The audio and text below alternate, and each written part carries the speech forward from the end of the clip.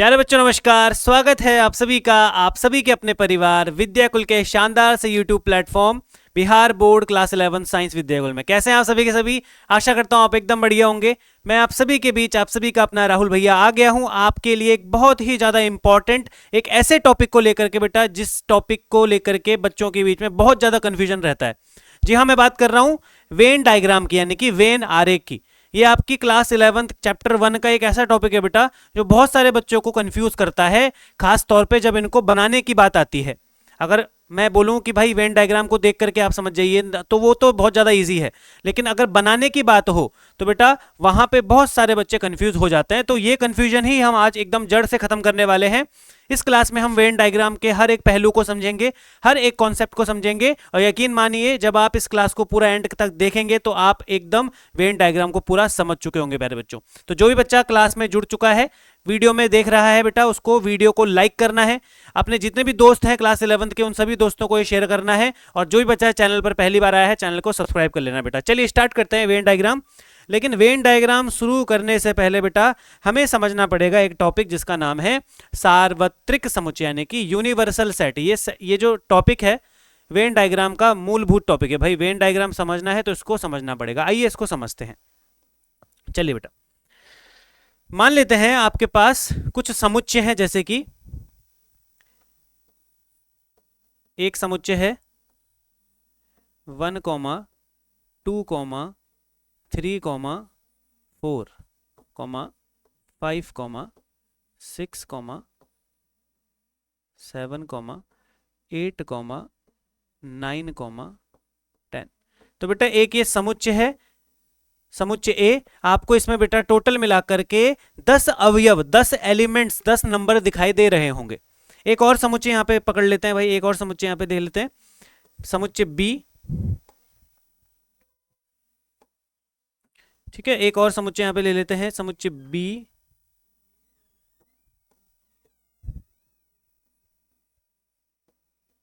समुच्चय बी में मैं लिख देता हूं 1, 2, 3, 4, 5, बस खत्म। इसके अलावा एक समुच्चय ले लेते हैं, समुच्चय सी 1, 2, 3। इन सभी समुच्चयों को अगर आप ध्यान से देखें बेटा तो हमारे पास स्क्रीन पर 3 समुच्चय यहां पे नजर आ रहे होंगे आपको। 3 समुच्चय यहां पे मैंने लिख दिए। चलिए एक और लिख देते हैं, एक और लिख देते हैं, समुच्चय डी।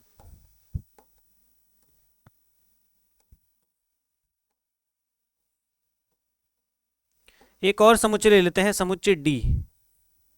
समुच्चय डी बराबर लिख देते हैं 4, 5, 6। ठीक है, तो इन सभी समुच्चयों में से, इन चारों समुच्चयों को यदि आप ध्यान से देखें बेटा, तो चारों समुच्चयों में से ऐसा कौन सा समुच्चय है जिसके अंदर बाकी सभी के सभी समाहित हैं? मेरा बोलने का मतलब यह है, इन चारों समुच्चयों में से वो कौन समुच्चय है जिसे आप पिताजी की संज्ञा दे सकते हैं, मतलब एक प्रकार से पिताजी है, सभी का पापा।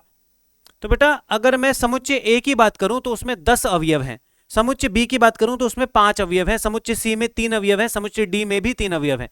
क्या समुच्चय ए के अंदर ये सारे अवयव पाए जा रहे हैं, बी के अवयव? हाँ।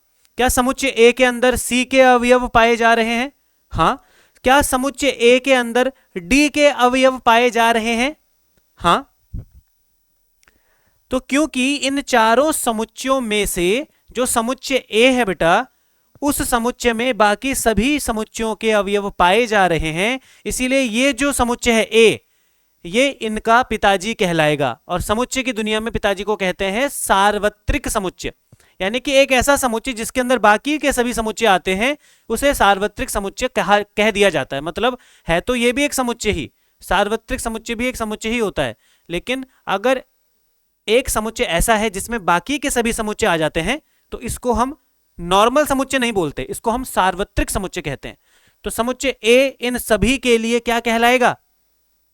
अभी तक इसका नाम ए था, अभी तक इसका नाम ए था, लेकिन बी सी डी इसे किस नाम से जानेंगे?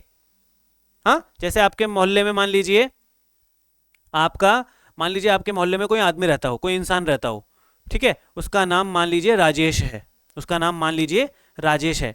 आप सभी के सभी उसे राजेश के नाम से जानते हैं, सभी के सभी मोहल्ले में जितने भी लोग हैं सब उसे राजेश राजेश कह करके पुकारते हैं।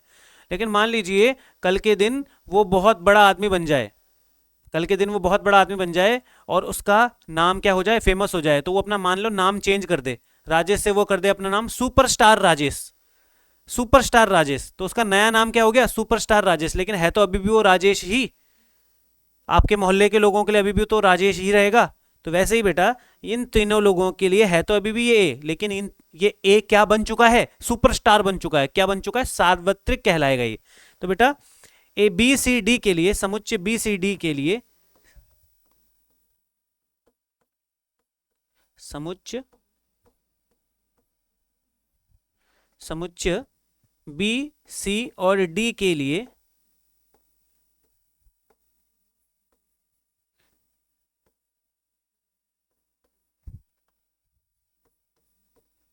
समुच्चय बी सी और डी के लिए जो ए है वो सार्वत्रिक कहलाएगा, जो ए है सार्वत्रिक समुच्चय कहलाएगा।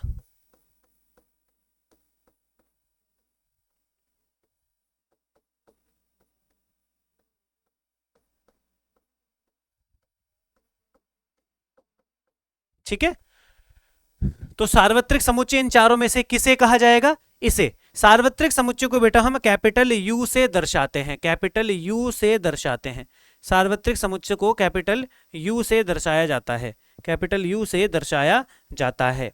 ठीक है, तो अब ये जो है बेटा, ये जो ए है इसको हम यू कह लेंगे, इसको हम यू कह लेंगे, सार्वत्रिक समुच्चय को यू से दर्शाया जाता है, यू। ठीक है, पहले इसका नाम ए था, पहले इसका नाम क्या था बेटा, ए था, पहले इसका नाम ए था।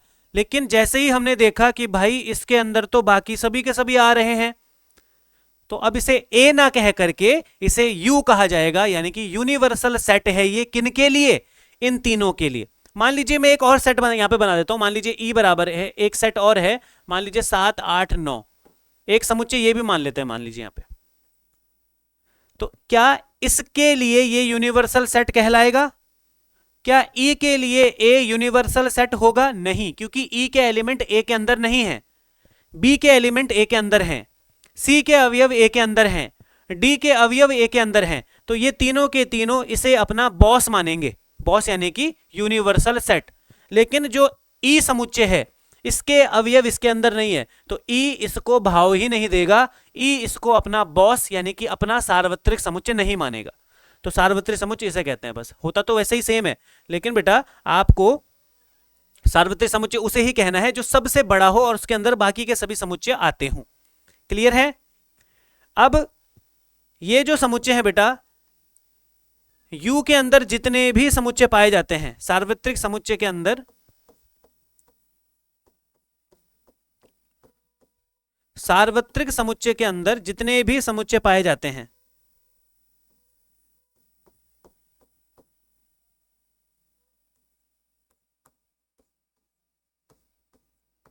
सार्वत्रिक समुच्चय के अंदर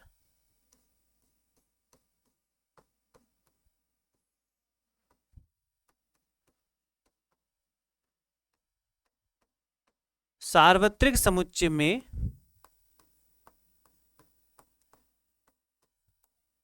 जितने समुच्चय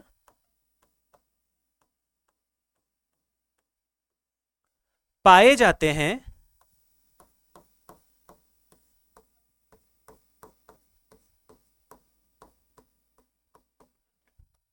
उन्हें उपसमुच्चय कहा जाता है, उपसमुच्चय कहा जाता है।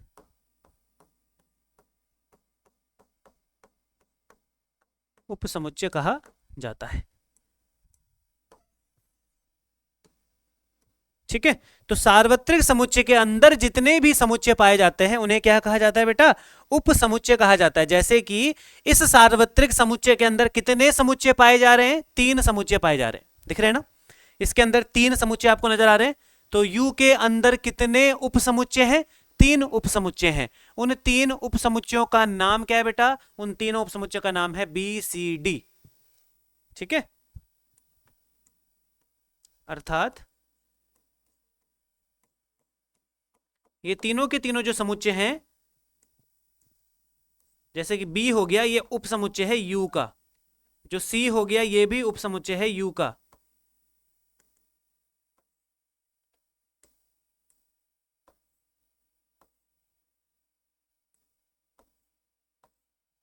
जो D है ये भी उपसमुच्चय है U का। तो ये चीज आपको ध्यान रखनी है, किसी भी उपसमुच्चय के, किसी भी सार्वत्रिक समुच्चय के अंदर जितने भी समुच्चय पाए जाते हैं उन्हें हम उपसमुच्चय कहते हैं। उन्हें हम क्या कहते हैं बेटा? उपसमुच्चय। तो इस सार्वत्रिक समुच्चय के कितने उपसमुच्चय हैं? 3 उपसमुच्चय यहाँ पे नजर आ रहे हैं। क्यों? क्योंकि ये तीनों के तीनों इसके अंदर बैठे हुए हैं। 1 2 3 4 5 भी इसके अंदर बैठा हुआ है, 1 2 3 भी इसके अंदर बैठा हुआ है, 4 5 6 भी इसके अंदर बैठा हुआ है। क्लियर है? तो ये होता है बेटा एक सार्वत्रिक समुच्चय। क्लियर है? अब आ जाते हैं बेटा वेन डायग्राम। वेन डायग्राम क्या है बेटा? वेन डायग्राम असल में इन सभी चीजों, देखो ये जो चीज मैंने यहां पे लिखी है, ये क्या लिखी है मैंने? ये मैंने सब कुछ जितना भी यहां पर लिखा है ये मैंने रोस्टर रूप में लिखा है। किस रूप में लिखा है? रोस्टर रूप में, समुच्चय के रूप में लिखा है।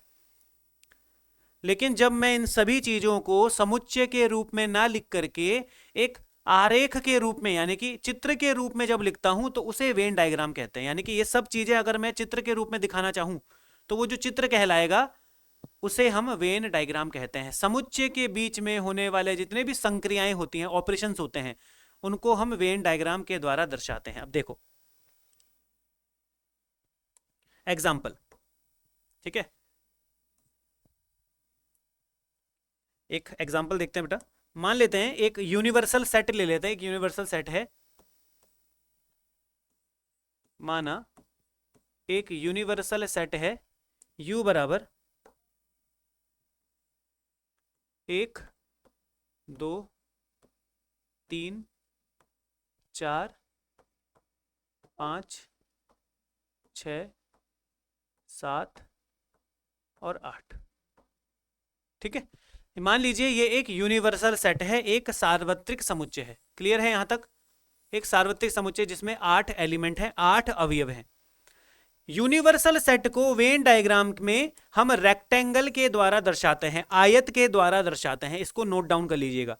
यूनिवर्सल सेट के अंदर हम किसी भी यूनिवर्सल सेट को अगर वेन डायग्राम में दर्शाना हो तो बेटा हम किस आकृति के द्वारा दर्शाते हैं? आयत के द्वारा दर्शाते हैं। किसके द्वारा दर्शाते हैं बेटा? आयत के द्वारा दर्शाते हैं। किसके द्वारा दर्शाते हैं? आयत के द्वारा दर्शाते हैं। तो एक यूनिवर्सल सेट है जिसके अंदर कितने अवयव हैं? 8 अवयव है बेटा, 8 अवयव है।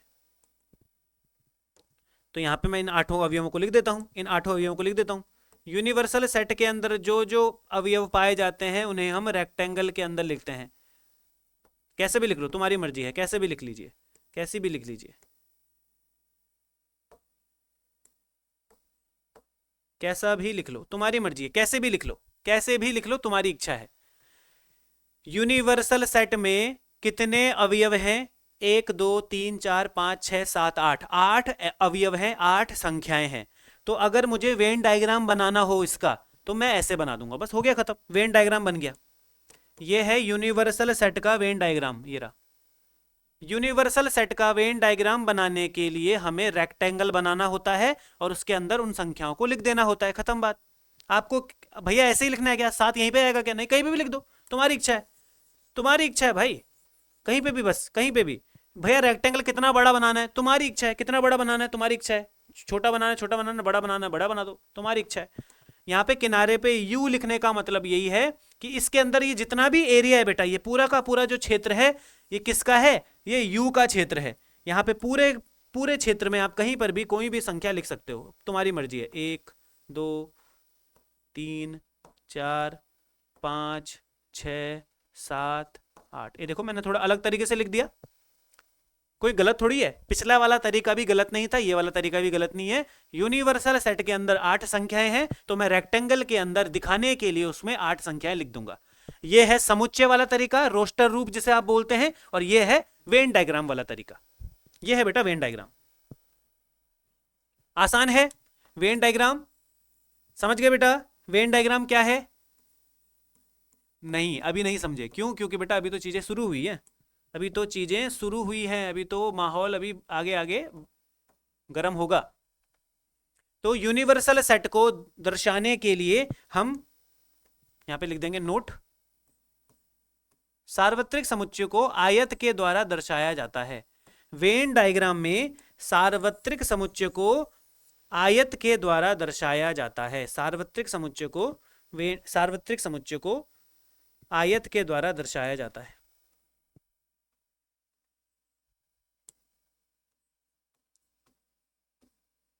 वेन डायग्राम में आपसे 1 नंबर का सवाल बन सकता है, वेन डायग्राम में सार्वत्रिक समुच्चय को यानी कि यूनिवर्सल सेट को किस आकृति के द्वारा दर्शाया जाता है?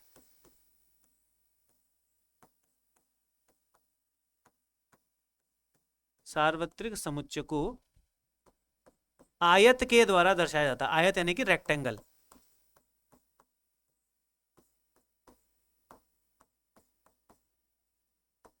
आयत से निरूपित करते हैं, दर्शाते हैं।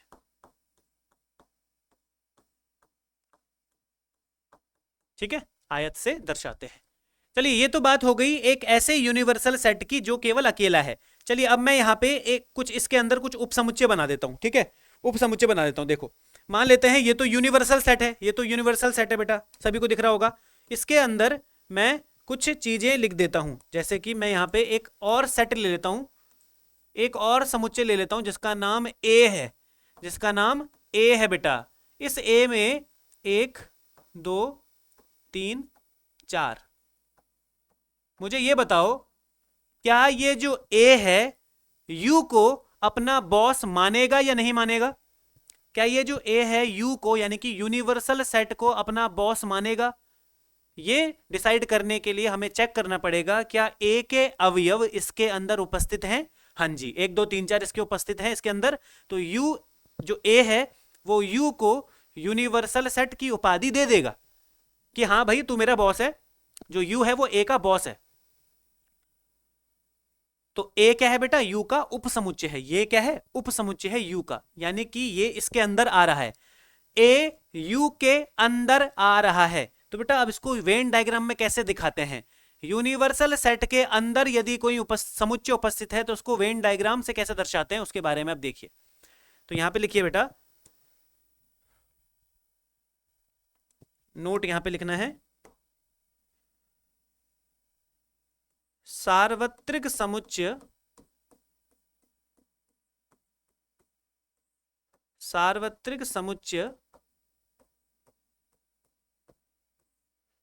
में उपस्थित, सार्वत्रिक समुच्चय में उपस्थित उपसमुच्चयों को, उपसमुच्चयों को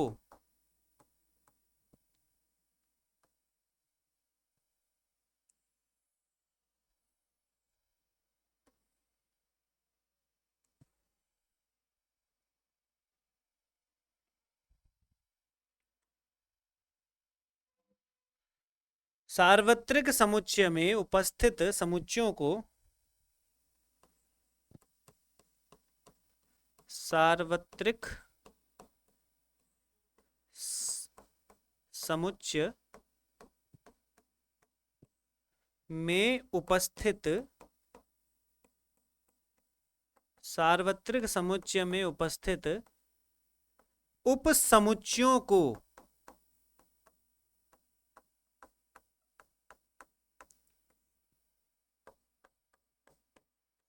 वृत्त के द्वारा दर्शाया जाता है। वृत्त, वृत्त यानी कि सर्कल, वृत्त के द्वारा यानी कि सर्कल के द्वारा दर्शाया जाता है बेटा, सर्कल से दर्शाते हैं।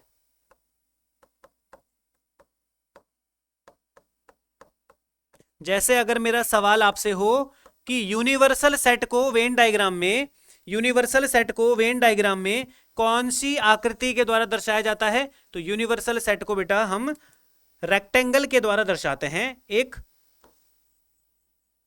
आयत के द्वारा दर्शाते हैं। लेकिन यूनिवर्सल सेट के अंदर जो उपसमुच्चय उपस्थित हैं, यूनिवर्सल सेट के अंदर जो उप समुच्चय उपस्थित हैं उन्हें किस आकृति के द्वारा दर्शाया जाएगा? उन्हें बेटा वृत्त के द्वारा दर्शाया जाता है, उन्हें वृत्त के द्वारा दर्शाया जाता है, उन्हें वृत्त के द्वारा दर्शाया जाता है। तो याद ध्यान रखिएगा। अब बताओ यू के अंदर कौन सा उप समुच्चय उपस्थित है? ये जो यू है जिसके अंदर 8 संख्याएं हैं, इसके अंदर कौन सा समुच्चय उपस्थित है? समुच्चय ए।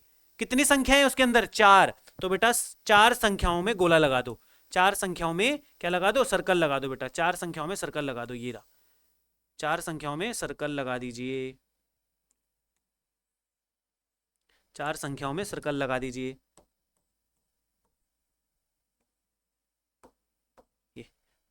5, 6, 7, 8 इस वृत्त के बाहर हैं, क्योंकि ये जो वृत्त है ये समुच्चय ए का है। ये जो वृत्त है बेटा ये कौन से समुच्चय को दर्शा रहा है? ये समुच्चय ए को दर्शा रहा है। और ये बता रहा है कि भाई ये वाला जो समुच्चय है ये इस यूनिवर्सल सेट के अंदर आता है। नॉर्मली यहां पे आप देख लोगे कि ये जो ए है ये यू के अंदर आता है ना, दिख रहा है ना साफ साफ। लेकिन वेन डायग्राम में एक आकृति के रूप में, एक आरेख के रूप में, चित्रकारी के रूप में इसे कैसे दर्शाते हैं? सबसे पहले हम यूनिवर्सल सेट बनाते हैं, है ना, यूनिवर्सल सेट बनाते हैं। उसमें कितनी संख्याएं? टोटल 8 संख्याएं हैं। उन 8 संख्याओं में से कितना हिस्सा ए के पास है? उन 8 संख्याओं में से कौन कौन सी संख्या ए के पास है, उतनी संख्याओं में ए का सर्कल बन जाएगा। वो जो वृत्त है वो पूरा का पूरा ए को दर्शा रहा है, ए को दर्शा रहा है। क्लियर मेरे भाई? यहां तक बोलो क्लियर है? यहां तक बोलिए क्लियर है? ठीक है, यहां तक क्लियर हो गया होगा बेटा। अभी तक अगर आपको समझ में आ रहा है, पसंद आ रही है वीडियो, तो लाइक कर दो मेरे भाई। जिसने भी क्लास को लाइक नहीं किया फटाफट से लाइक कर दो और शेयर कर दीजिएगा अपने दोस्तों तक। चैनल पर नए हो तो सब्सक्राइब जरूर कर दीजिएगा। ठीक है, चलिए ये तो हो गया आपका एक ऐसा उदाहरण जिसमें यूनिवर्सल सेट के अंदर क्या था? एक उपसमुच्चय उपस्थित था।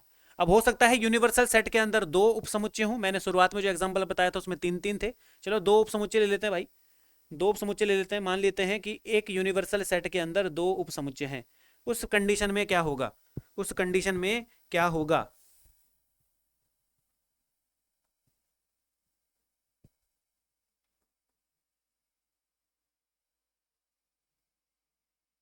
यूनिवर्सल सेट को थोड़ा बढ़ा लेते हैं।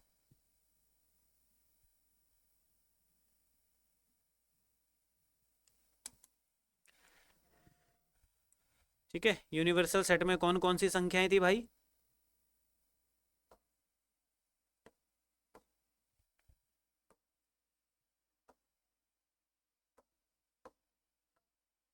ये ठीक है। मैं एक समुच्चय और यहां पे इंट्रोड्यूस कर रहा हूं बेटा, ध्यान से देखना। मैं एक समुच्चय और यहां पे इंट्रोड्यूस कर रहा हूं। इस समुच्चय का नाम मैं मान लेता हूं बी। मैं बी समुच्चय भी लेके आ जाता हूं। समुच्चय बी में मान लीजिए 5, 6, 7, 8 उपस्थित है। 5, 6, 7, 8, 5, 6, 7, 8। तो 2 समुच्चय यहां पे हैं जो कि यू के अंदर उपस्थित हैं। समुच्चय ए भी यू का उपसमुच्चय है, समुच्चय बी भी ए का उपसमुच्चय है। ए भी यू के अंदर उपस्थित है, बी भी यू के अंदर उपस्थित है। अब मुझे बताओ ए के अंदर कौन कौन सी संख्याएं हैं? यूनिवर्सल सेट में कौन कौन सी संख्याएं हैं 1 से लेके 8 तक? तो मैंने इसके अंदर पूरा का पूरा 8 संख्याएं लिख दी। ठीक है, ये पूरी की पूरी यूनिवर्सल सेट है। ये पूरा एरिया यूनिवर्सल सेट का है, ये पूरा यूनिवर्स है उसका। अब इस यूनिवर्स में से कितना हिस्सा ए के पास है? तो ए के पास, आपके पास बेटा ए के पास 4 संख्याएं उपस्थित हैं। तो इन चारों संख्याओं में क्या लग जाएगा? ए का गोला लग जाएगा। तो ये ए हो गया बेटा हमारा। तो ये जो पहला वृत्त है ये ए को दर्शा रहा है। ये पहला वृत्त जो है ये ए को दर्शा रहा है। ये ए हो गया। अच्छा, कितनी संख्याएं बी के पास हैं? तो बेटा उतनी संख्याओं पे बी का गोला लग जाएगा, उतनी संख्याओं पर बी का हक होगा। ये है बी भाई, ये हो गया आपका बी, ये आपका बी समुच्चय हो गया, ये हो गया समुच्चय बी। तो आपको साफ साफ दिख रहा है यूनिवर्सल सेट के अंदर अभी भी 8 संख्याएं ही हैं। आयत के अंदर टोटल संख्याएं कितनी हैं? आयत के अंदर अभी भी तो 8 ही संख्याएं हैं। ठीक है, ऐसा मत बोलना कि भैया अब आयत के अंदर नहीं है, अब तो वो वृत्त के अंदर है। बेटा तो वृत्त भी तो आयत के अंदर है, तो गिना तो सब कुछ आयत के अंदर ही जाएगा। आयत के अंदर टोटल मिलाकर के 8 अवयव हैं। यूनिवर्सल सेट के अंदर कितने एलिमेंट हैं इस वेन डायग्राम में? इस वेन डायग्राम में यूनिवर्सल सेट के अंदर 8 अवयव हैं। क्या आप उन्हें देख सकते हैं? 1 2 3 4 5 6 7 8। अगर मैं यहां पे एक समोसा भी बना दूं तो समोसा भी यूनिवर्सल सेट का एलिमेंट है। अगर मैं यहां पे एक जलेबी बना दूं तो जलेबी भी यूनिवर्सल सेट का एलिमेंट है। यानी कि आयत के अंदर जितना भी हिस्सा है वो सब यूनिवर्सल सेट का है। इसका मालिक यूनिवर्सल सेट है। अगर मैं बोलूंगा ये किसका अवयव है? यूनिवर्सल सेट का है। ये किसका एलिमेंट है? यूनिवर्सल सेट का है। ये किसका? यूनिवर्सल सेट का है। ये किसका? यूनिवर्सल सेट का है। ये ए किसका है? यूनिवर्सल सेट का ही तो है, क्योंकि ए यूनिवर्सल सेट के अंदर आता है। ये ए समुच्चय यूनिवर्सल सेट के अंदर आता है। क्लियर? अब इन 8 संख्याओं में से कौन कौन सी संख्या पर ए का हक है? तो 1 2 3 4 पर ए का हक है, तो ए पर एक गोला लग जाएगा। और ये जो पहला वृत्त है ये समुच्चय ए को दर्शा रहा है। इन 8 संख्याओं में से कौन कौन सी संख्या बी के पास है? 5 6 7 8 बी के पास है। तो बी वाले पे एक अलग सर्कल बनेगा, जो कि अलग, जो एक दूसरे को टच नहीं करेंगे भाई, एक दूसरे को टच नहीं करेंगे। क्लियर है? यहां तक क्लियर? चलिए, यहां तक आई होप आपको क्लियर हो गया होगा बेटा। अब धीरे धीरे चीजों को थोड़ा थोड़ा कॉम्प्लेक्स करते हैं बेटा। कॉम्प्लेक्स यानी कि जैसे मान लीजिए आपके पास यूनिवर्सल सेट है 1 2 3 4 5 6 7 8 9 और 10। मान लीजिए आपके पास जो यूनिवर्सल सेट है इस बारी वो उसमें 10 अवयव हैं। यूनिवर्सल सेट के अंदर फिर से 2 समुच्चय मौजूद हैं। मान लीजिए एक का नाम ए है, इसमें है 1 2 3 4 5 और यूनिवर्सल और समुच्चय बी है जिसमें है 5 6 7 8 9 10। दिख रहा है? अब इस चीज का वेन डायग्राम कैसे बनाएंगे? देखिए, तरीका वही है बेटा। सबसे पहले क्या बनाएंगे? सबसे पहले हम बनाएंगे एक रेक्टेंगल। रेक्टेंगल किसको दर्शा रहा है? रेक्टेंगल यूनिवर्सल सेट को दर्शा। एक एक करके बनाना है ना। सबसे पहले हमने इसको बना दिया, ठीक है, सबसे पहले हमने इसको बना दिया। तो इसमें कौन कौन सी संख्याएं हैं बेटा? इसमें आपको 10 संख्याएं दिख रही होंगी। 1 2 3 4 5 6 7 8 9 10। ये वो संख्याएं हैं जो इस यूनिवर्सल सेट के अंदर उपस्थित हैं। क्लियर? यूनिवर्सल सेट का वेन डायग्राम बन गया। अब बारी है ए को दर्शाने की। इस यूनिवर्सल सेट के अंदर अगर ए उपस्थित है तो उसको बना करके कैसे दिखाएंगे? वृत्त के द्वारा। ए के अंदर कौन कौन सी संख्याएं हैं? 1 से लेके 5 तक। तो 1 से लेके 5 को घेर दो भाई, घेर दो, पूरा का पूरा घेर दो। 1 से लेके 5 तक पूरा घेर दो, जाना नहीं चाहिए कहीं। 1 से लेके 5 पूरा घेर दिया गया है, पूरा का पूरा मामला घेर दिया गया है। इस वाले वृत्त का नाम क्या है? ए है बेटा। अच्छा, बी के पास कौन कौन सी संख्या है? बी के पास 5 6 7 8 9 10। अब यहां पे एक चीज तुम देख रहे होंगे, पिछले वाले उदाहरण में और इस वाले उदाहरण में एक छोटा सा अंतर मैंने डाल दिया है। वो ये है, पिछले वाले उदाहरण में समुच्चय ए के पास 4 संख्याएं थी, 1 2 3 4। समुच्चय की बी के पास भी 4 संख्याएं थी, 5 6 7 8। दोनों के पास अलग अलग प्रकार की संख्याएं थी। इस बार कुछ चीजें मैंने अलग कर दी हैं। कैसी? इस बार एक संख्या ऐसी है जो ए के पास भी है और बी के पास भी है ना? ध्यान से आप देख पा रहे होंगे, एक संख्या ऐसी है जो ए के पास भी है, बी के पास भी है। अब ऐसी सिचुएशन को हम वेन डायग्राम में कैसे दिखाते हैं? ऐसी सिचुएशन जिसमें कुछ संख्या ए के पास है, वही संख्या बी के पास भी है। अभी तक हमारे पास इन्होंने आपस में कुछ भी चिपका चिपकी नहीं करी, क्योंकि इनका आपस में कोई लेना देना ही नहीं है। इसके पास अलग संख्याएं हैं, इसके पास अलग संख्याएं हैं, तो दोनों आपस में एक दूसरे को टच नहीं कर रहे हैं। ऐसा सोच लीजिए, 2 ऐसे पड़ोसी हैं जिनकी आपस में बनती नहीं है। लेकिन अब हमारे पास ऐसे 2 समुच्चय हैं बेटा जिनका एक अवयव समान है, वो है 5। तो क्या करेंगे? अब बी में कौन कौन सी संख्या है? बी में 5 6 7 8 9 10 उपस्थित है। बी में कौन कौन सी संख्या उपस्थित है? 5 6 7 8 9 10। बी में 5 6 7 8 9 10। तो बी की संख्याओं को भी गोला करो, बी की संख्याओं को भी गोला करो भाई। तो ये रही बी की संख्याएं। दिख गई बी की संख्याएं।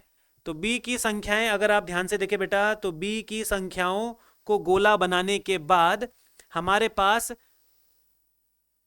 कुछ नई चीज पैदा हो गई है। नई चीज ये है कि हमें दोनों सर्कल आपस में मिलते हुए नजर आ रहे हैं। दोनों वृत्त अभी तक अलग अलग थे क्योंकि कोई कॉमन एलिमेंट नहीं था, कोई भी एलिमेंट ऐसा नहीं था, कोई भी अवयव ऐसा नहीं था जो सेम है। अब क्योंकि एक अवयव सेम है तो उसे अपनी ओर करने के लिए ए ने भी अपना गोला बनाया, बी ने भी अपना गोला बनाया और एक ऐसा एरिया डेवलप हो गया, एक ऐसा क्षेत्र बन गया बेटा। इस क्षेत्र को हम कहते हैं इंटरसेक्शन वाला हिस्सा, है ना। इंटरसेक्शन मतलब ऐसा हिस्सा जो ए के पास भी है, बी के पास भी है। क्योंकि ये जो 5 है ना बेटा, ये ए के पास भी है, बी के पास भी है। ये जो 5 है ये ए के पास भी है, बी के पास भी है। तो इसीलिए बेटा ये जो कॉमन वाला, अब मैं इसको थोड़ा सही से बनाता हूँ, थोड़ा टेढ़ा टेढ़ा हो गया, ये तो मैं समझा रहा था आपको। अब देखिए ध्यान से, ठीक है।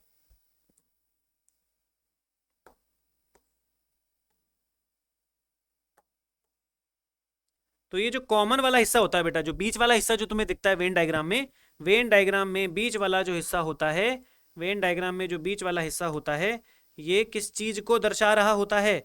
ये दर्शाता है आपके कॉमन एरिया को। जैसे कि ए के पास 1 2 3 4 5 था, बी के पास 5 6 7 8 9 10 था। अगर हमें दर्शाना है इस चीज का वेन डायग्राम तो मुझे कुछ हिस्सा आपस में पैरेलल क्या करना पड़ेगा? ओवरलैप कराना पड़ेगा। तो ये वाला जो समुच्चय बेटा, ये ए को दर्शा रहा है, ये बी को दर्शा रहा है, ठीक है। जो संख्या 5 है वो ए के पास भी है, समुच्चय बी के पास भी है। तो इस 5 पर दोनों का अधिकार है।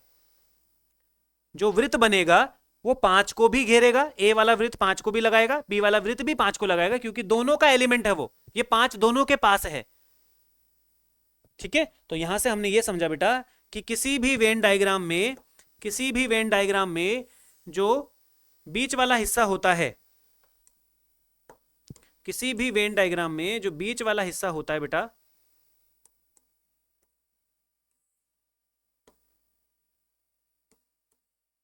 किसी भी वेन डायग्राम में जो बीच वाला हिस्सा होता है, ये वाला जो हिस्सा है, ये किस चीज को दर्शाता है? ये दर्शाता है इंटरसेक्शन वाला हिस्सा। ये दर्शाता है बेटा इंटरसेक्शन, यानी कि ए इंटरसेक्शन बी। ये दर्शाता है ए इंटरसेक्शन बी, यानी कि इन दोनों का कॉमन एरिया। ये कॉमन एरिया है बेटा, एक ऐसा एरिया जो ए के पास भी है, बी के पास भी है। ये बीच वाला हिस्सा कौन सा हिस्सा होता है? आपके लिए अगर पूछ दिया जाए कि ए इंटरसेक्शन बी का वेन डायग्राम बनाओ, तो ए इंटरसेक्शन बी का वेन डायग्राम ऐसा दिखाई देता है। ये जो बीच वाला हिस्सा है, कलर वाला हिस्सा, ये है आपका इंटरसेक्शन वाला हिस्सा, यानी कि ऐसा हिस्सा जो दोनों समुच्चयों में गिना जाता है। एग्जाम्पल आपके सामने ये है। क्लियर है बेटा? क्लियर है? इसके बाद अब वेन डायग्राम बनेगा बेटा यूनियन का। अब सीधा हम वेन डायग्राम पे आ जाते हैं, क्योंकि हमने उदाहरण वगैरह सीख लिया है आपस में इंटरेक्ट कैसे करते हैं। देखिए यूनियन वाला हिस्सा अगर हमें करना है बेटा, यूनियन वाला, अगर हमें वेन डायग्राम बनाना है ए यूनियन बी का, अगर हमें ए यूनियन बी का वेन डायग्राम बनाना है, ए यूनियन बी का वेन डायग्राम अगर हमें बनाना हो तो कैसे बनाएंगे? ए यूनियन बी का वेन डायग्राम। देखिए यूनियन का मतलब होता है बेटा दोनों समुच्चय आपस में क्या हो जाएंगे? मर्ज हो जाएंगे। दोनों समुच्चय आपस में क्या हो जाएंगे? मर्ज। यूनियन का मतलब होता है बेटा दोनों को मिलाकर के कितने अवयव हैं, दोनों को मिलाकर के कौन कौन से अवयव हैं। तो अगर ये समुच्चय, इस समुच्चय का नाम मान लीजिए ए है, इस समुच्चय का नाम मान लीजिए ए है, इस समुच्चय का नाम मान लीजिए बी है, तो इन दोनों का जो यूनियन होगा, इन दोनों समुच्चयों का जो यूनियन होगा उसे हम कैसे दर्शाएंगे? इन दोनों समुच्चयों का यूनियन होगा ए, ये इन दोनों समुच्चयों का यूनियन क्या होगा? ये आपका यूनियन है बेटा इन दोनों समुच्चयों का, ठीक है। ये दोनों समुच्चयों का क्या है? यूनियन है। ये दोनों समुच्चयों का यूनियन क्या है? ये है बेटा दो समुच्चयों का यूनियन। यूनियन यानी कि उन दोनों समुच्चयों को आपस में कलर कर देना है, मतलब दोनों समुच्चय आपस में मिल गए। जैसे यूनियन आपको मालूम होगा कैसा होता है यूनियन। मान लीजिए एक समुच्चय ए है, इसमें आपके पास 1 2 3 अवयव हैं। एक दूसरा समुच्चय बी है, इसमें 3 4 5 अवयव हैं। अगर मुझे इन दोनों का यूनियन निकालना हो तो इनके यूनियन में कौन कौन सी संख्याएं आएंगी? इसकी भी और इसकी भी, दोनों की संख्याएं यूनियन में आ जाती हैं। दोनों की संख्याएं यूनियन में आ जाती हैं। यानी कि यूनियन का मतलब सिंपल सा यही होता है कि भाई दोनों समुच्चयों पर कलर कर दो, दोनों समुच्चयों पर कलर कर दो, उसके बाहर नहीं जाना है, दोनों समुच्चयों पर कलर कर देना है। ठीक है, इसको हम कहते हैं बेटा यूनियन। दोनों समुच्चयों का यूनियन का वेन डायग्राम यदि आपको बनाना है, दोनों समुच्चयों के यूनियन का वेन डायग्राम यदि बनाना है तो बेटा उसके लिए दोनों समुच्चयों पर कलर कर देना होता है। और अगर दोनों समुच्चयों के इंटरसेक्शन वाले हिस्से पर कलर करना का वेन डायग्राम बनाना है, यानी कि ए इंटरसेक्शन बी का वेन डायग्राम बनाना है, यानी कि कॉमन हिस्से पर कलर कर देना है। क्या कर देना है? कॉमन वाला हिस्सा, ऐसा हिस्सा जो दोनों के पास है उस पर कलर कर देना है। ठीक है, मुझे लगता है कि आपको अब थोड़ा बहुत समझ में आ गया होगा ये चीजें बेटा। अब बढ़ते हैं बेटा अगले टॉपिक की तरफ, अगले वेन डायग्राम की तरफ। अगला वेन डायग्राम है ए डैश। अगला वेन डायग्राम है ए डैश।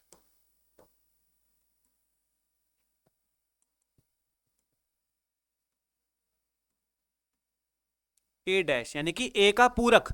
पूरक का वेन डायग्राम कैसे बनाते हैं बेटा? पूरक का वेन डायग्राम कैसे बनाया जाता है? पूरक का वेन डायग्राम कैसे बनाया जाता है? पूरक वाले किसी समुच्चय का वेन डायग्राम कैसे बनता है? देखिए, पूरक का मतलब अगर देखो, ये बड़ा ही कंफ्यूज करता है, लेकिन इसको बड़े ही अच्छे तरीके से समझेंगे, बहुत ही आसान तरीके से। देखो, अगर दो समुच्चय हैं, एक समुच्चय का नाम मान लीजिए ए है, इस समुच्चय का नाम मान लीजिए ए है, इस समुच्चय का नाम मान लीजिए बी है। ठीक है, इस समुच्चय का नाम मान लेते हैं ए, इस समुच्चय का नाम मान लेते हैं बी। तो अगर मैं बोलूं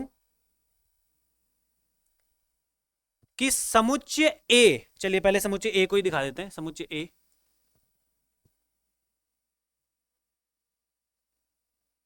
अगर मैं बोलूं बेटा कि समुच्चय ए का वेन डायग्राम बनाओ, समुच्चय ए कौन सा है बताओ, कौन से हिस्से पर कलर करूं मैं? समुच्चय ए का वेन डायग्राम अगर मुझे बनाना है तो कौन से हिस्से पर कलर करूं? समुच्चय ए पर कलर कर दूंगा बेटा। ये रहा समुच्चय ए, कौन सा है समुच्चय ए? ये वाला पहला जो वृत्त है वही तो समुच्चय ए है। समुच्चय ए का वेन डायग्राम कैसा दिखाई देगा? ऐसा दिखाई देगा। वेन डायग्राम का मतलब है आप उसको थोड़ा बहुत शेड कर सकते हैं, शेड यानी कि थोड़ा बहुत ऐसे कलर कर सकते हैं, या तो अगर कलर नहीं करना है तो वृत्त बना दो। ठीक है, तो अगर आपको दिखाना है कोई पर्टिकुलर हिस्सा, अगर मुझे बताना है कि ए कौन सा है इनमें से, क्योंकि मैंने कलर नहीं किया अगर, तो पता कैसे चलेगा कि ए कौन सा है? अगर मैंने कलर नहीं किया या फिर शेडिंग नहीं करी, अगर आपके पास पेंसिल है तो पेंसिल से आप ऐसा ऐसा शेड कर सकते हैं। तो अगर मुझे बताना है कि इस वेन डायग्राम में ए बताओ कहां पर है, ए समुच्चय कहां पर है, तो बेटा ए पर कलर कर देना, ये वाला ऐसा, ये तो ये ए है। अगर मैं पूछूं आपसे कि समुच्चय बी को दिखाइए, समुच्चय बी को दिखाइए, समुच्चय बी कहां पर है? समुच्चय बी, सेट बी कहां पर है? बी, तो बी पर कलर कर देंगे बेटा, ये बी वाला हिस्सा ये है। तो ये है समुच्चय बी, ये है समुच्चय ए। पहला वृत्त समुच्चय ए है, दूसरा वृत्त समुच्चय बी है। अगर मैं केवल बीच वाले हिस्से की बात करूं तो वो क्या है? वो ए इंटरसेक्शन बी है, क्योंकि वो कॉमन वाला हिस्सा है। अगर मैं दोनों पे कलर कर दूं, दोनों समुच्चयों पर कलर कर दूं, तो वो है बेटा यूनियन का वेन डायग्राम। तो चार चीज बताई मैंने। अगर आपको केवल एक समुच्चय का वेन डायग्राम दिखाना है तो केवल एक हिस्से पर कलर करना है, यानी कि एक वृत्त पर कलर करना है। अगर मैं आपको बोलूं कि आपको केवल दूसरे समुच्चय को बनाना है तो दूसरे वृत्त पर कलर करना है। अगर मैं बोलूं कि दोनों के कॉमन हिस्से को दिखाओ वेन डायग्राम के द्वारा, तो कॉमन हिस्सा बीच में पाया जाता है। और अगर मैं बताऊं कि दोनों के यूनियन का वेन डायग्राम बनाना है, तो बेटा यूनियन का मतलब होता है दोनों को मिक्स करके, यानी कि दोनों पर कलर कर देना है। क्लियर है? दोनों पर कलर कर देना है। अब बात करते हैं बेटा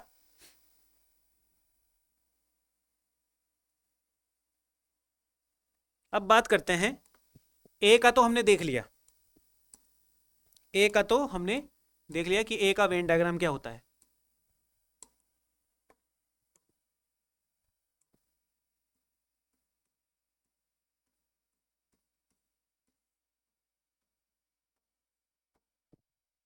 अब ये मैंने यहां पे क्या लिख दिया?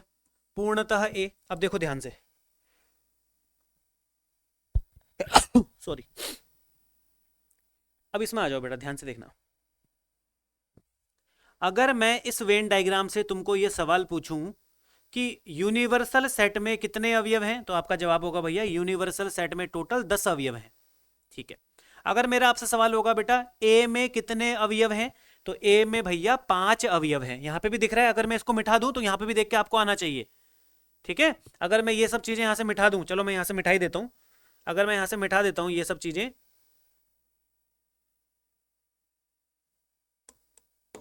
अगर मैं यहां से ये सब चीजें यहां से डिलीट कर दूं,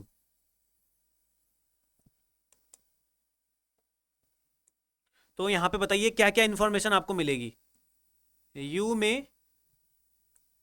में टोटल कितने अवयव है बताइए। यू में टोटल कितने अवयव हैं? यू में टोटल 10 अवयव हैं। यू में कितने अवयव बेटा? टोटल 10 अवयव हैं। अच्छा, अगर मैं बोलूं ए में कितने अवयव हैं, ए में टोटल कितने अवयव हैं? ए में टोटल कितने अवयव हैं? देखो पूरा वृत्त कितने अवयवों को घेर रहा है, 1 2 3 4 5, तो ए में टोटल 5 अवयव हैं।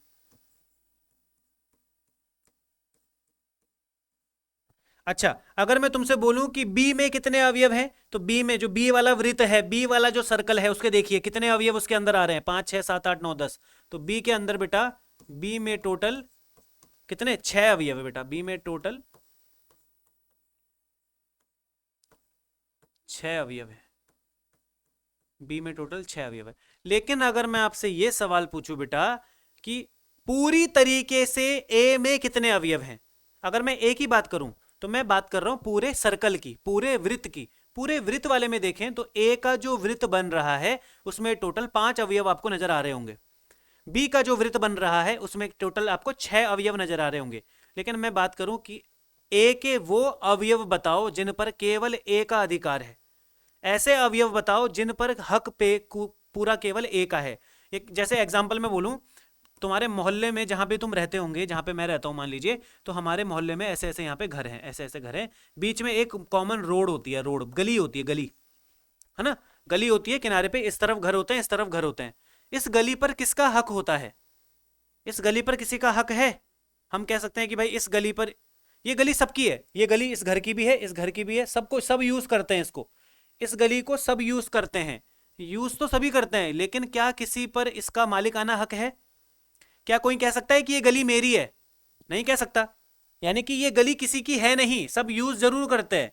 वैसे ही अगर मैं बोलूं कि समुच्चय ए में टोटल मिलाकर के 5 अवयव हैं, लेकिन पूर्णतः ए में कितने अवयव हैं? ऐसे अवयव जिन पर ए का पूरा हक है, तो बेटा पूर्णतः केवल 4 ही अवयव है जिन पर ए का पूरा हक है। क्योंकि ये जो 5 है ये ए का भी उतना ही है जितना बी का है, तो ये पूरी तरीके से ए का नहीं है ना।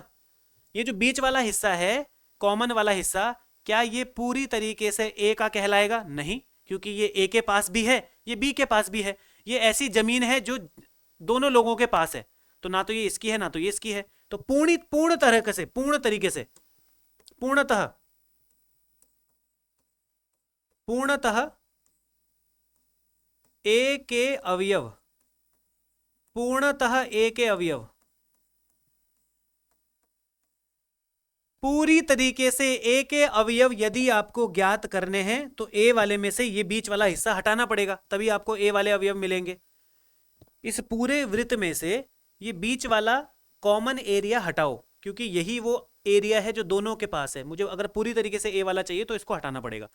तो पूरी तरीके से ए के जो अवयव बेटा वो हैं 1 2 3 4।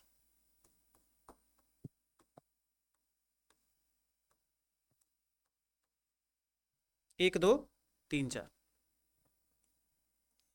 पूर्णतः ए के जो अवयव है वो ये है। पूरी तरीके से ए के अवयव 1 2 3 4 है।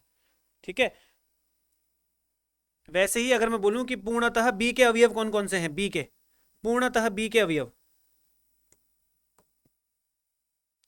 पूर्णतः बी के अवयव,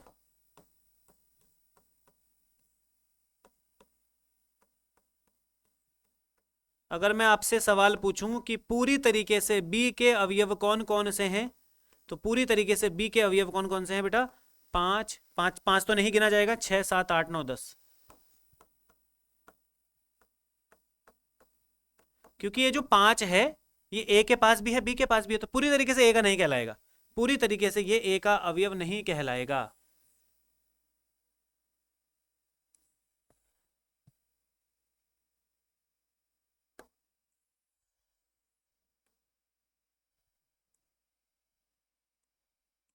पूर्णतः ए के अवयव कौन कौन से होंगे?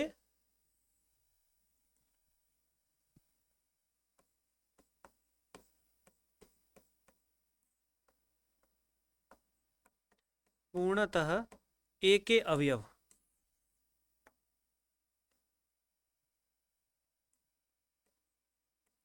पूर्णतः ए के अवयव कौन कौन से हैं बेटा? 1 2 3 4, बस 1 2 3 4। तो अगर आपको किसी समुच्चय के ऐसे अवयव चाहिए जो केवल उसी में है, उस दूसरे के पास नहीं है, ए के पास ऐसे कौन कौन से अवयव हैं जिन पर बी का कोई हक नहीं है? 1 2 3 4। बी के ऐसे कौन कौन से अवयव है जिन पर ए का कोई हक नहीं है? 5 6 7 8 9 10। 5 वाले अवयव को हटा देना है, यानी कि कॉमन एरिया को हटा देना है। तो बेटा अगर आपको चाहिए वेन डायग्राम पूर्णतः ए का, पूर्णतः ए का वेन डायग्राम चाहिए, तो आपको क्या करना पड़ता है?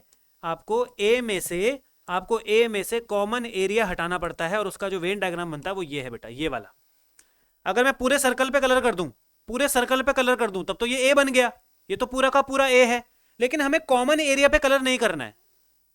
अगर आपको ऐसा हिस्सा चाहिए, ऐसा वेन डायग्राम आपको बनाना है जिसमें आपको यह दर्शाना है कि केवल ए वाले अवयवों पे ध्यान दो, केवल ए वाले अवयवों पे, तो आपको केवल इतने हिस्से पर कलर करना है, बीच वाले हिस्से पर कलर नहीं करना है। अगर मैं बोलूं कि ए का वेन डायग्राम बनाओ, तो ए का वेन डायग्राम ये है। अगर मैं बोलूंगा पूरी तरीके से ए का वेन डायग्राम, तो बेटा इसको हम शॉर्ट भाषा में ऐसा भी बोलते हैं कि पूरी तरीके से ए का मतलब है, पूर्णतः ए का मतलब है ए माइनस ए इंटरसेक्शन बी। इसको हम ऐसे भी लिखते हैं, पूरी तरीके से ए का मतलब सिंपल सा होता है कि ए माइनस ए इंटरसेक्शन बी, या फिर ए माइनस बी, ए माइनस बी। अगर आपको ए में से बी को हटाना है तो आप इस चीज का वेन डायग्राम बनाएंगे, यही वेन डायग्राम बनाएंगे आप। अगर आपको वेन डायग्राम बनाना हो ए माइनस बी का, तो यही वेन डायग्राम बनेगा। ए माइनस बी का मतलब होता है ए बी को जाने को बोल रहा है, ए बी में से चला जाएगा, तो बी अगर जाएगा तो अपना हिस्सा लेके जाएगा ना, है ना। जैसे आपने फिल्मों में देखा होगा कि मान लीजिए किसी का ब्रेकअप हो गया, ठीक है, तो 2 दिल थे, वैसे तो 2 अलग अलग दिल थे, जब तक साथ में थे तो उन दोनों का दिल मिलकर के एक सिंगल दिल बन गया।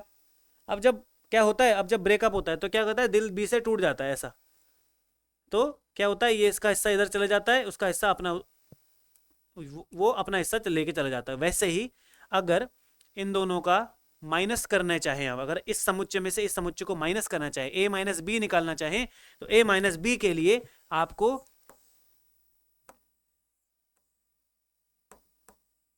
ए में से इंटरसेक्शन वाला हिस्सा हटाना पड़ेगा, ए में से इंटरसेक्शन वाला हिस्सा हटाना पड़ेगा।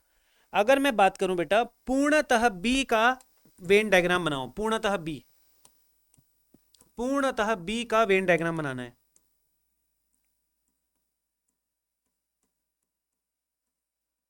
पूर्णतः बी, यानी कि ऐसा एरिया बताओ, वो कौन सा एरिया है जो पूरी तरीके से बी के कब्जे में है, वो कौन सा एरिया है जो पूरी तरीके से ए के कब्जे में है, तो ये वाला है।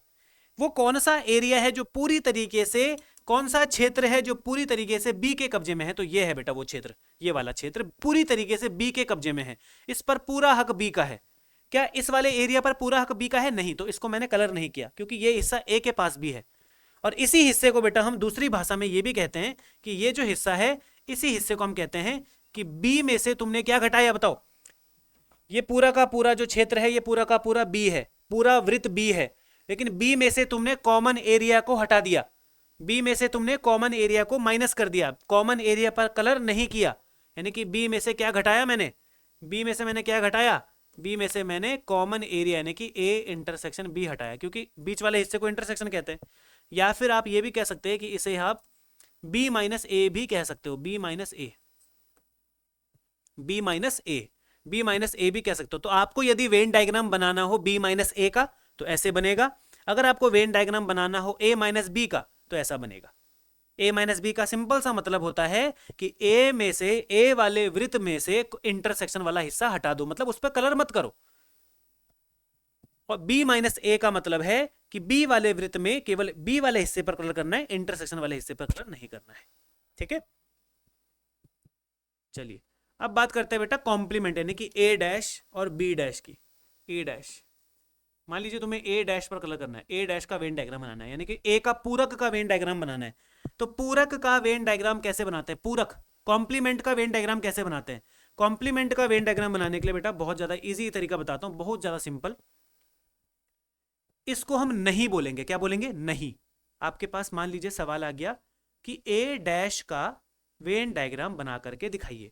डैश का मतलब तुम दिमाग में डाल देना नहीं, क्या? नहीं। राहुल भैया ने बोला है डैश मतलब नहीं, क्या समझेंगे? डैश मतलब नहीं। तो यहां पर बेटा अगर ए डैश का वेन डायग्राम बनाना है तो ए पर कलर नहीं करना है, बस खत्म। डैश का सीधा सा मतलब है उस पर कलर नहीं करना है। किस पर कलर नहीं करना है? ए पर कलर नहीं करना है।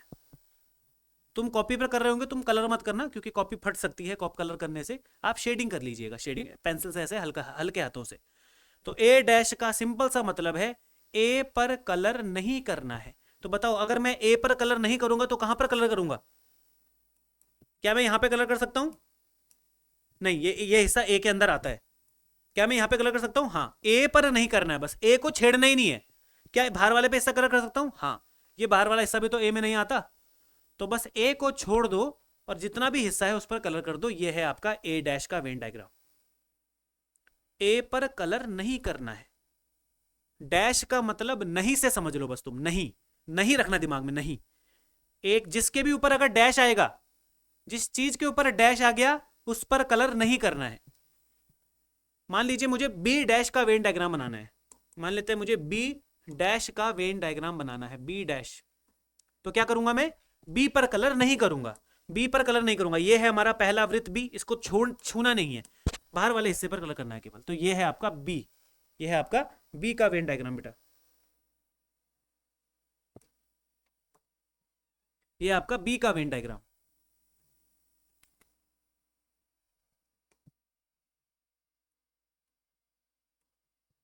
ठीक है, ये है आपका पी का वेन डायग्राम, बी डैश का वेन डायग्राम। चलिए अगर मैं बात करूं हमें वेन डायग्राम, अब थोड़ा, अब ये सवाल इनमें से ही सवाल आपके पास पेपर में आने वाला है। अगर मैं बोलूं कि A union, sorry A intersection कर देते हैं पहले, A intersection B, A intersection B का whole dash, A intersection B का होल डैश, यानी कि इसका वेन डायग्राम बनाओ। ए इंटरसेक्शन बी का डैश, जिसके भी ऊपर डैश लग जाए उस पर कलर नहीं करना है। अगर ए के ऊपर डैश लगा हुआ है तो ए पर कलर नहीं करना है, उसके अलावा सब चीज पर कलर कर दो। अगर बी के ऊपर डैश लगा है तो बी पर कलर नहीं करना है, उसके अलावा सब चीज पर कलर कर दो। अगर ए इंटरसेक्शन बी पर ऊपर डैश लगा है तो ए इंटरसेक्शन बी पर कलर नहीं करना है। ये वाला हिस्सा ए इंटरसेक्शन बी कहलाता है ना? तो इस पर कलर नहीं करना है बेटा, इस वाले हिस्से पर कलर नहीं करना है, बाकी हर चीज पर कलर कर दो। ये जिस चीज के ऊपर डैश है उस चीज पर कलर नहीं करना है, साफ और सीधी बात। इससे ज्यादा सिंपल चीज और नहीं हो सकती बेटा। अगर किसी चीज के ऊपर डैश लगा है तो उस चीज पर कलर नहीं करना है, बस इतना सा दिमाग में रखना। क्योंकि सॉरी यूनियन नहीं है, इंटरसेक्शन है, क्योंकि बीच वाला हिस्सा इंटरसेक्शन कहलाता है बेटा। तो अगर मुझे इंटरसेक्शन का ही डैश निकालना है तो इंटरसेक्शन पर कलर नहीं करना है, बीच वाले हिस्से पर कलर नहीं करना है। और अगर मेरा आपसे सवाल हो कि A union B, A union B का डैश है, ए यूनियन बी का डैश का वेन डायग्राम बनाइए। तो बताइए सबसे पहले दिमाग में ये लाओ कि असल में ए यूनियन बी होता कौन सा है? ये है A union B. A union B तो ये होता है, लेकिन उसके ऊपर डैश लग गया बेटा। तो डैश का मतलब है मुझे इसको छेड़ना ही नहीं है, मुझे इस वाले हिस्से पर कलर नहीं करना है, मुझे इसके अलावा सब हिस्से पर कलर करना है। तो इसके अलावा केवल बाहर वाला हिस्सा बच गया, इसके अलावा केवल बाहर वाला हिस्सा बचा है। तो ये है बेटा ए यूनियन बी के डैश का वेन डायग्राम। और ये सवाल आपके एनसीईआरटी में भी है, ये वाला और ये वाला दोनों का दोनों, क्योंकि यही पेपर में ज्यादातर आते हैं।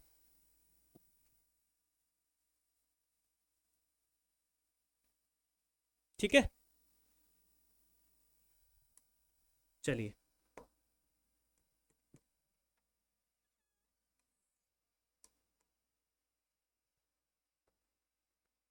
अगर मेरा आपसे सवाल हो,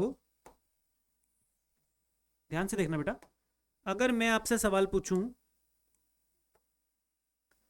कि आपको वेन डायग्राम बनाना है ए माइनस बी के डैश का, ए माइनस बी के डैश का, ठीक है, ये ए है,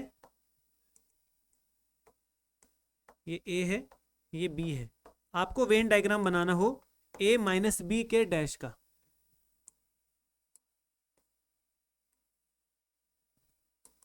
ए माइनस बी के होल डैश का, ए माइनस बी के होल डैश का। तो मैंने आपको ए माइनस बी बताया हुआ है, तो सोचिए ए माइनस बी क्या होता है। बेसिक चीज इसलिए पहले बता दी थी, दिमाग में ये लाओ कि ए माइनस बी क्या होता है यार। ए माइनस बी ये होता था, ए माइनस बी यही तो होता है।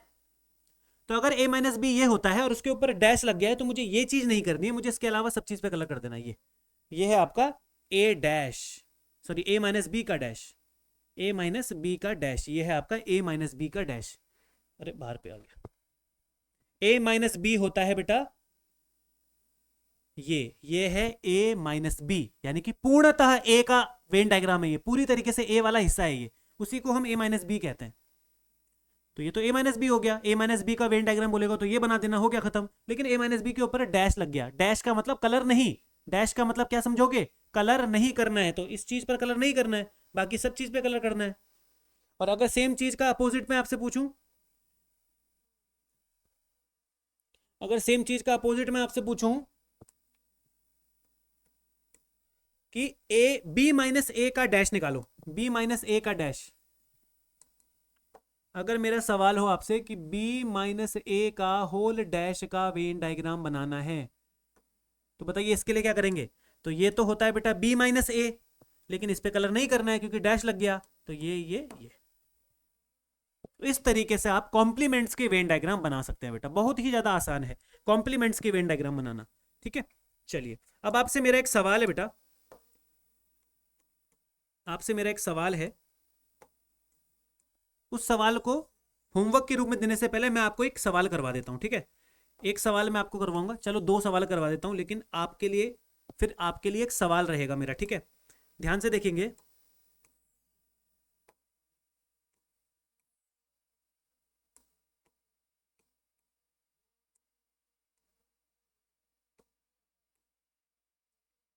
ठीक है, ये वेन डायग्राम बन रहा है, एक समुच्चय ये है, एक समुच्चय ये है। ठीक है, कोई दिक्कत यहां पे।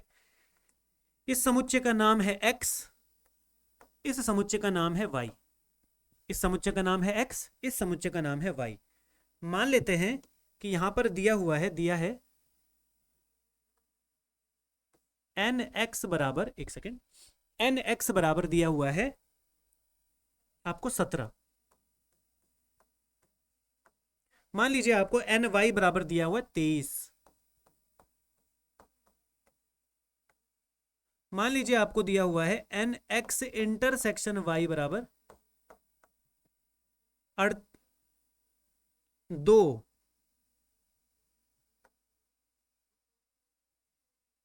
और आपको nax यूनियन y निकालना है। ठीक है, तो कैसे निकालेंगे, देखिए ध्यान से। अगर मुझे इस सवाल को वेन डायग्राम से निपटाना हो तो कैसे निपटाएंगे, ध्यान से देखना। हमें यूनियन निकालना है ना बेटा, यूनियन। तो सबसे पहले देख लेते हैं कि x में कितने हैं, कितने हैं, x में 17 हैं। तो ये पक्की बात है, इस सर्कल के अंदर 17 होगा, 17 एलिमेंट है इसके अंदर। कितने एलिमेंट है, 17 अवयव हैं इसके अंदर, 17। समुच्चय y में कितने हैं, 23 है। समुच्चय y में कितने हैं, 23 है। समुच्चय इंटरसेक्शन में कितने हैं, इंटरसेक्शन में 2 है। ये है बेटा इंटरसेक्शन वाला हिस्सा। तो अब आप बोलोगे कि भैया यूनियन निकालना तो बड़ा आसान है, x में 17 थे, y में 23 है, यूनियन इंटरसेक्शन में 2 हैं तो यूनियन तो बड़ा आसान हो जाएगा, इन सबको प्लस कर दो, यूनियन निकल जाएगा, क्योंकि ये पूरा का पूरा हिस्सा यूनियन कहलाता है। लेकिन बेटा एक चीज ध्यान रखिएगा, 17, 2 और 23 को अगर आप जोड़ोगे तो कितना आएगा, 7 और 3 10 और 2 12, चल गया 1, 42 आ जाएगा। कितना आ जाएगा, 42 आ जाएगा। इसका मतलब हो सकता है आप पहली बारी में ये जवाब दें कि भैया यूनियन का आंसर 42 होगा। आप हो सकता है ये जवाब दें कि इसमें यूनियन का आंसर 42 होगा, लेकिन ऐसा नहीं है बेटा। क्यों? क्योंकि देखिए, अगर x में 17 अवयव हैं, क्या x में टोटल मिलाकर के 17 अवयव हैं, तो क्या यहां पे सही में 17 दिखाई दे रहे हैं? नहीं। x में देखो कितने अवयव हैं, x में टोटल गिनो कितना है, क्योंकि जो x है बेटा वो पूरा का पूरा वृत्त माना जाता है। तो जिस हिसाब से मैंने लिखा है, या शायद मैंने सही से नहीं लिखा है, उस इंफॉर्मेशन को मैंने यहाँ पे सही से नहीं लिखा है शायद, वही मैं तुम्हें समझाना चाहता हूँ कि सही से कैसे लिखना है। मैंने गलत इसीलिए लिखा है जानबूझ के। अब ध्यान से देखना, मैंने nx देखा 17, ny देखा 23 और इंटरसेक्शन देखा 2, तो मैंने यहाँ पे जैसा वैसा लिख दिया कि भाई ये वाला nx है, ये वाला y है, ये इंटरसेक्शन है। लेकिन यहाँ पे ये भी देखिए कि x में टोटल मिलाकर के अगर 17 एलिमेंट हैं तो मेरे हिसाब से तो 17 और 2 19 हो रहे हैं, क्योंकि ये पूरा का पूरा सर्कल, ये पूरा वृत्त x को दिखा रहा होता है बेटा। तो इस हिसाब से तो 19 अवयव बन गए, और यहाँ पे 23 और 2 25 अवयव बन गए, तो ये तो गलत हो रहा है। तो इसका मतलब हमें ये भी ध्यान रखना है कि जो कॉमन एरिया है ना, इसका भी हम सम्मान करें। तो यानी कि यहाँ पे 17 नहीं होगा, यहाँ पे कितना होना चाहिए, 15, तब जाकर के 15 और 2 17 होगा x में, तब जाकर के x में सही में 17 होना चाहिए। हमें x को 17 बनाना था, हमें x में 17 अवयव दिखाने हैं, उसके लिए मैं यहाँ पे 17 नहीं लिखूंगा, क्योंकि ऐसा करने से 17 और 2 19 हो जा रहे हैं, क्योंकि ये हिस्सा भी x के अंदर ही आता है और ये हिस्सा y के अंदर भी आता है। तो इसको मत भूल जाना, इंटरसेक्शन को भी सम्मान देना है। तो बेटा यहाँ पे 17 नहीं, असल में 15 रहा होगा। असल में कितना रहा होगा, 15। अब देखो क्या x में अब सही बैठ रहा है, x में अब 15 और 2 17, क्योंकि ये पूरा का पूरा वृत्त x में गिना जाता है। तो x, ये दोनों के दोनों x में गिने जाएंगे, तो 15 और 2 17। अब सही है, nx बराबर 17।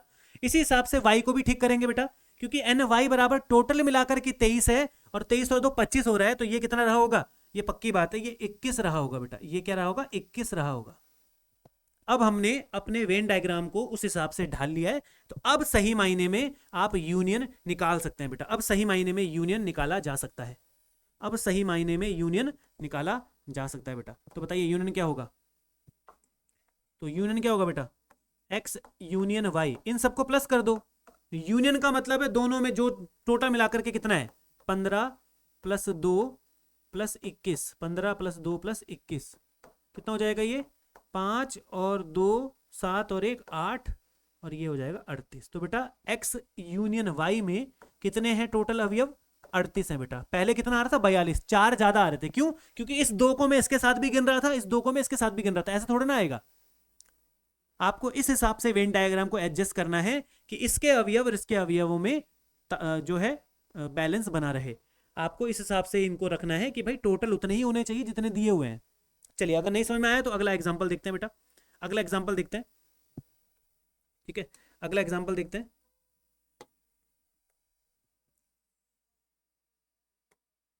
अगला एग्जाम्पल देखते हैं भाई।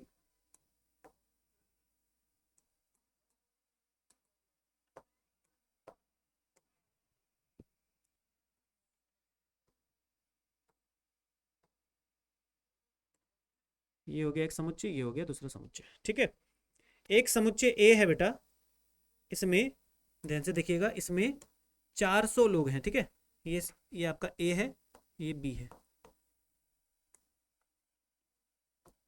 समुच्चय ए में 400 लोग हैं, समुच्चय बी में 250 लोग हैं। ठीक है, समुच्चय इंटरसेक्शन में ए इंटरसेक्शन बी में 50 अवयव हैं। तो इनके यूनियन में कितना आएगा ये आपको बताना है बेटा, इनके यूनियन में कितना आएगा ये आपको सोचना है, सोचिए। ठीक है, पिछले वाले की तरह ही एग्जांपल है, ध्यान से देखेंगे। फिर से मैं इसको सॉल्व करवा के देखता हूँ, आपके बार करवाता हूँ, ध्यान से देखेंगे।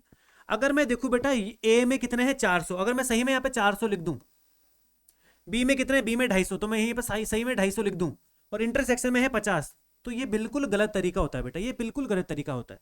क्यों? अब देखिए ए में टोटल मिलाकर के 400 और 50, क्योंकि ये भी तो ए में ही है बेटा, ये दोनों के दोनों ए के ही अवयव कहलाते हैं, तो टोटल मिलाऊं अगर मैं तो 450 हो रहा है, लेकिन ए में 450 नहीं है, 400 है।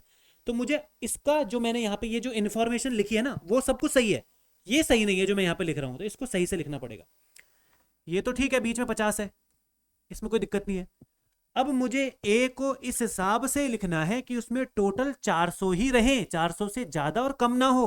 तो बताओ यहाँ पे कितना होना चाहिए बेटा, दिमाग लगाओ, यहाँ पे कितना रहा होगा, यहाँ पे असल में 350 रहा होना चाहिए। कितना होना चाहिए? 350, ताकि पूरे वृत्त में 400 ही रहे, ताकि जो ए वाला वृत्त है उसमें 400 ही हो। अब बी वाले वृत्त में टोटल मिलाकर के 250 होने चाहिए। अगर मैं यहाँ पे 250 लिख दूं तो 250 और ये 300 बन जाएगा, हमें 250 ही रखना है। तो कितना रखेंगे? बैलेंस करना है बेटा, इसमें बैलेंस। 10वीं क्लास में आपने समीकरणों को बैलेंस करना सीखा था ना, रासायनिक समीकरणों को बैलेंस करना, केमिस्ट्री में, साइंस में, 10वीं क्लास में, वैसा ही है लगभग, बैलेंस करते हुए चलना है। ए में जितने अवयव है उतने ही रहने चाहिए 400, बी में जितने अवयव उतने ही, बीच वाले को नहीं छेड़ना, बीच में तो बीच वाला ही है।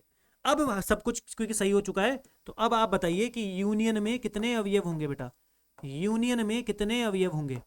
यूनियन में असल में 350, इन सबको प्लस नहीं करना है, 350 प्लस 50 प्लस 200 कितना हो जाएगा? 400 और ये 600 हो जाएगा बेटा। यूनियन कितना हो जाएगा? 600।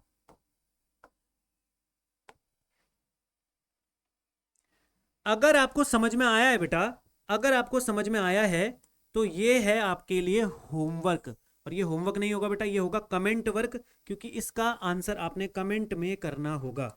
इसका आंसर आपको कमेंट में करना होगा बेटा, इसका आंसर आपको कमेंट में करना होगा। सवाल है आपके लिए, अगर एन एक्स बराबर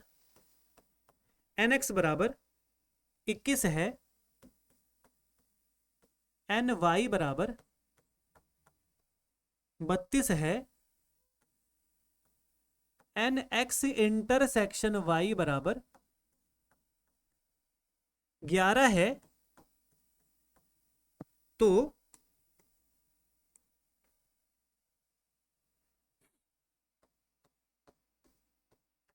यूनियन ज्ञात करें, एक्स यूनियन वाई क्या होगा।